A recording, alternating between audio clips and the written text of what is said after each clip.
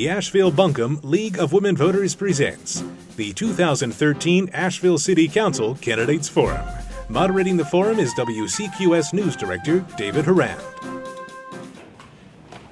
Let's reverse the order and start with Wayne Whistler, who you just heard from. You are running for an at-large seat on City Council. The General Assembly may impose district elections on the city. Is that a good idea? And they could conceivably change the number of members. What do you think the ideal number should be in terms of the size of City Council? Okay. I think deciding whether the city should have districted elections is really a local issue, and I would ask that the city actually vote on this. I've not heard a big hue and cry from the citizenry asking for districted elections, and I personally don't think Asheville's big enough to have districts.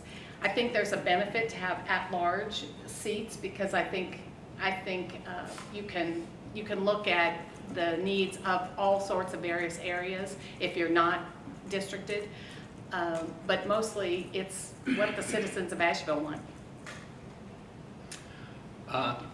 I don't believe that the decision to district the city council structure in Asheville should be dictated on high by the North Carolina State Legislature, but I am in agreement with that. I think that that's a better system for Asheville. Most of the cities in North Carolina that are larger than Asheville, with just the exception of a few, have district elections. Several that are smaller than Asheville also have district elections. Asheville is very geographically segmented, and each area of town has a slightly different flavor and different concerns. I also think that district elections allows for a greater focus of neighborhood needs, and that's the most local place that politics exists, and so I think it would be a great benefit to Asheville. And I would also like to see the municipal elections shifted to a regular even year cycle to correspond with the state and national elections. I agree with Ms. Whistler that we need to be making these local decisions locally. We've seen an effort by the General Assembly to take our water system. We've seen an effort by the General Assembly to take our airport.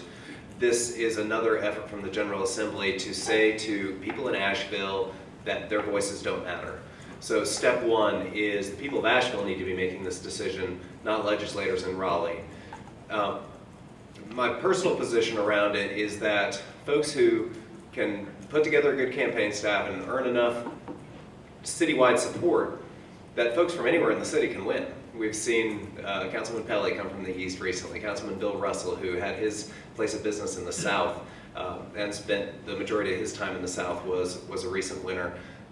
So I think that we've had folks from various areas of the city prove that if you're willing to come forward and make a good run, that you can win. I would also say that being a public servant in this way is something, I'm gonna have to stop, but I respect everyone who's willing to take this shot and run for council. Can you hear me? Incoming. Okay. Well, I've got mixed emotions on it. I don't think the legislation should dictate to Asheville what to do. On the other hand, am I totally against district elections? No, I'm not, because currently I'm the only one running from South Asheville. And I've been growing up here and living here all these years. I've noticed that for years and years, many years, if you haven't lived here a long time, there's always been from the 70s, 80s, and 90s a group from the Kimberly Avenue area, and it's a law firm, and they've always either had someone on council or they've had the mayor in position. So I think they've always ignored other sections of town. And I find it refreshing that you've got a female African American from West Asheville as the mayor now. That's a good thing. So I think going to district elections, I think you do actually pay more attention to the local area and you can have more input. And currently I don't think you have that. Rather than repeat much that's been said, I'm solidly for the at-large elections at the size Asheville is today. Chicago, for instance, has district elections, and each district is about 50,000 people. If we had that here, we'd have 1.5 districts. We're a pretty, I think, although there are different areas of town, we're pretty homogeneous. And to address the year that the elections occur, which was part of the bill that Tim Moffitt proposed, although it hasn't moved forward yet, I don't think it should be moved to even years, because city issues, although we don't get big turnout in city elections, city issues would completely disappear in a presidential election year. There would be no front page coverage at all of city issues. And I think having it in odd years helps the league and others raise city issues to some kind of prominence. When the new city council is sworn in, there will be no minorities on council. What does that say about the city, if anything at all? I think what it says about the city is that each of the members of city council has to be sensitive to all the needs of all the citizens of the city. That if we look at various socioeconomic and racial groups that may not be represented on city council, that it's going to be up to us to reach out to those communities and hear from them and make sure that their needs are met at the council level and that the concerns are heard. I will say that Terry Bellamy is one of these people who, she ran several great campaigns. She ran really young and won, and then won again to get on council, and then ran for mayor and won, and then ran again and won. So I think it just goes to show that folks with talent and enthusiasm and energy can make it happen. Let's go to Mike Lanning next.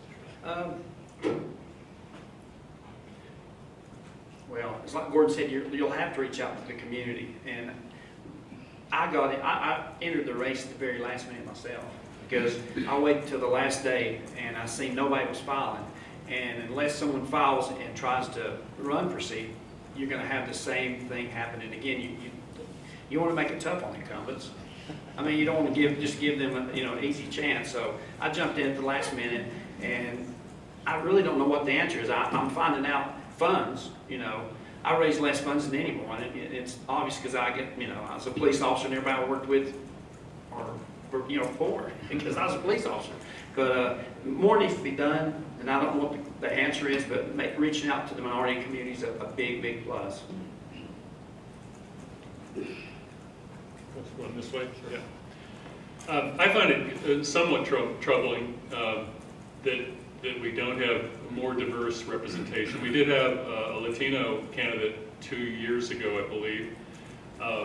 We've occasionally had African American candidates. Obviously, we're right now 6 white and the mayor right now. But we voted unanimously to fund the Eagle Market Street project, which is going to revitalize a historic black district in the city.